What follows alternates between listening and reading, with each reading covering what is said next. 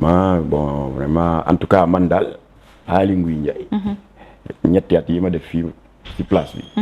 wax dëgg yàlla daal xel demul ci may jël récépissé rawatina di ko jox ay borom ñaari tur. waaw loolu daal moom. moom Aly Ngouille Ndiaye. mu wax loolu. ma ne ko nee nga mosoo jox récépissé góor jigéen mu ne ma jamais. ma ne ko bravo. waaye ñun Jamra depuis 38 ans qu'on se bat sur le terrain. pour la protection de nos valeurs parce que Jamra ñu ngi ko créé février 83. kenn xamalu ñu di personnaliser nos revendications. nee nga mosoo joxe. bravo waaye dañu wax ni fii nga toog te mu tudde ministère de l'intérieur du Sénégal. ca nguuru Ablaye Wade ba ma bokkoon ndax xeexoon naa ko fa man ak Imam Mbaye Niang oustaz Aliou Sall. joxe nañ juróom-ñeenti récépissé góor jigéen ak lesbienne. bi nguur gi ñëwee daal di yokk karaw ci xar mi joxe juróom-ñaari récépissé. bu fekki c'est du fukk ak juróom-benn. loolu la wax. mais bon. am nga ci ay preuve ma ne ko bon. léegi balaa maa sori da nga may jox sa adresse email. monsieur le ministre. bu ma demee kër ga yónnee la toute la documentation ba boole ci sax ay documents. confidentiels yow ma laajul ci musiba yi récépissé yi jural réew mi. ma ne ko en attendant jëlal échantillon yi. benn kuréelu góor jigéen bi gën a rakkaaju. ëpp ci doole. ëpp ci taalibe. muy AIDS. 635 membres. seen président Diadji Diouf. moo nekk en même temps le porte-parole de la confédération continentale des góor jigéen. ñu di ko wax Africa Gay. yéen a leen jox seen récépissé yéen état. te récépissé lijaasa la. c'est un document de reconnaissance officielle. buy wane ni existe ngeen. voilà dafa mel ni boo créé sa parti politique. pour mu am un statut d'existence officielle et légale. am na procédure yooyu def état jox la récépissé. syndicat boo koy créé itam noonu. alors góor jigéen yéen a leen jox récépissé. bi ma tudd léegi AIDS. yéen a leen reconnaître sous le numéro 15 444. signé par qui? La DGAT, la direction de l'administration générale du territoire. ma ne ko deuxième échantillon. Prudence. Jamil Bangoura. mooy seen dégg nga kilifa.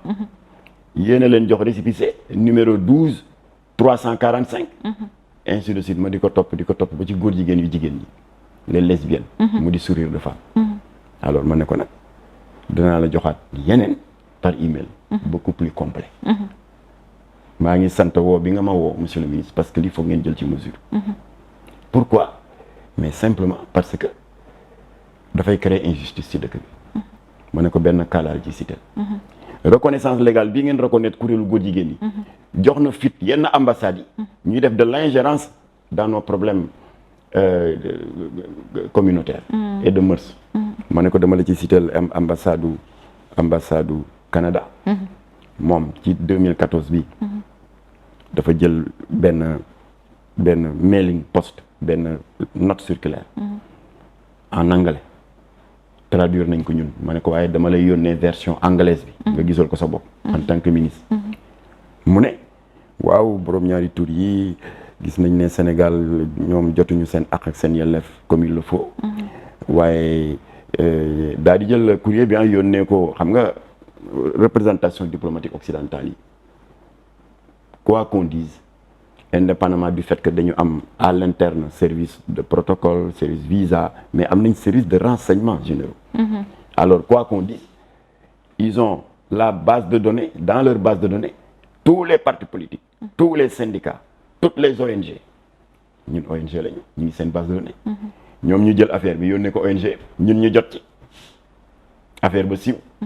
ne leen nag voilà bon yooyu yëpp léegi ñun saafaral nañ ko. ndax créé nañ le FCIL. le Fonds canadien d'initiative locale. kon yéen kuréelu góor jigéen ñi. ku ci amati projet. boo yaakaaree ne c'est crédible. nga yónnee ñu ko. commission bi étudier ko si c'est crédible ñu financer la. ma ne ko nag ñun bañuñu ak fii dëkk bi toll ci crise. la crise de l'emploi. les milliers de jeunes diplômés en chômage. bañuñu ay ambassade wala leneen di financer ñoo xam ne ay doomu réew mi.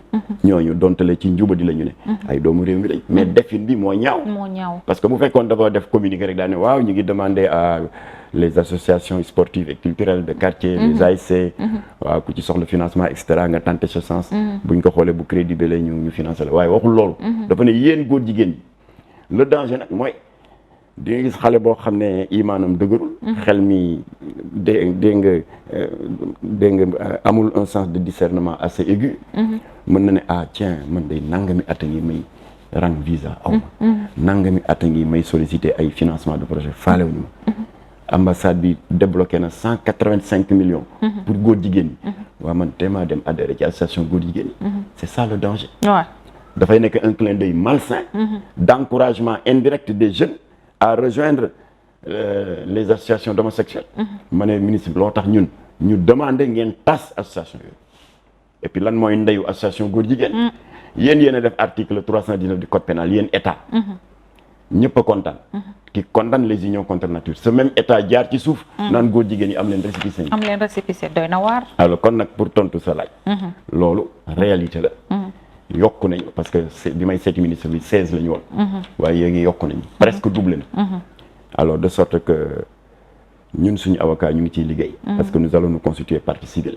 kon du ngeen bàyyi pour la bonne et simple raison dafa nekk en violation de l'article 319 du code pénal bi nga xam ne dafa rëbb les unions contre nature dafa nekk tamit une violation du code des obligations civiles et commerciales ndax xam nga boo bëggee créer parti politique ngay sàkku récépissé ci état bi particulièrement ministère de l'intérieur en général këyit yi ñu lay laaj daal bu ma yeboon ne ñett la sa statut sa règlement intérieur ak benn document bu ñuy tuddee déclaration d'objet social boo dee parti politique comme objet social nga ne oui c'est pour la conquête démocratique du pouvoir bu dee syndicat ci objet social bi nga ne waaye c'est pour défendre les intérêts matériels et moraux des travailleurs alors ñoom góor jigéen yi ni ñu naxee état bi mooy dañu def de fausses déclarations ndax xam nga bu ñu nee góor jigéen la ñu jox leen duñu leen kii kenn du jël boobu risque ils ont fait de fausses déclarations moo tax di nga ci gis ku naan waaw dañu créer suñu kuréel pour jàppale les personnes du troisième âge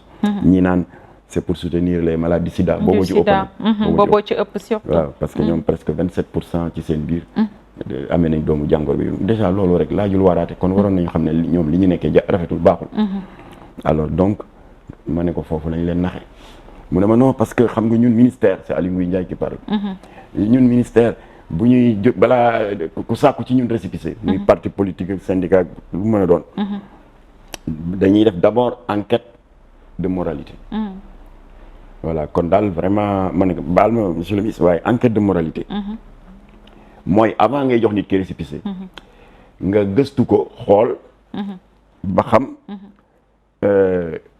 xam lii muy woote ndax dëgg la ci moom wala déet fan la siège am ne ñi mu bokkal kuréel bi yan xeetu nit lañu ndax amu ci koo xam ne mës na am des antécédents judiciaires ma ne ko loolu mooy enquête de moralité mais Sénégal enquête de moralité a priori rek la am boo ñu defee enquête de moralité a priori seen xel dal ngeen jox waa ji lijaasa mais après y a pas de suivi parce que dafa war a am enquête de a posteriori loolu mooy ngeen topp waa ji wala kuréel bi xool ba xam la ñuy jëfe sur le terrain ndax dëppoo na la ñu def ci déclaration d'objet social loolu amul Sénégal alors donc porox ndol la boobu fa la borom ñaari tur yi jaar ba jot seen récépissé ce qui est illégal alors kon nag ba ma jógee ci audience boobu le 13 novembre 2019 am na après kilifa gu mag buy liggéey foofu ñu di ko wax Ahmed Fadel Kane c'est le directeur des libertés publiques mu def déclaration presse bi yëpp jàllale ko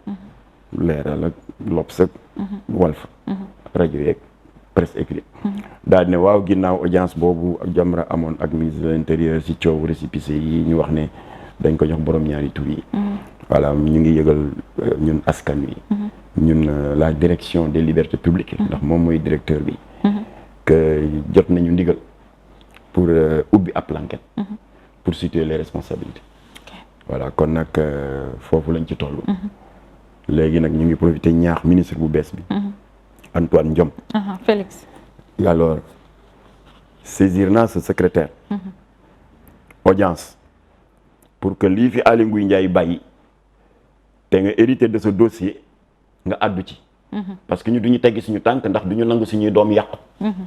duñu nangu suñuy doom defe ne balaa ngaa am financement ki projet foog nga nekk dem bokk ci association góor jigéen yi duñ ko nangu. kon danaa la seet si audience bi mu ngi bëgg a yàgg. foog ñu waxtaan ci. parce que ñu duñ ko bàyyi noonu. recevoir aguma d'accord voilà d'accord mu nekk.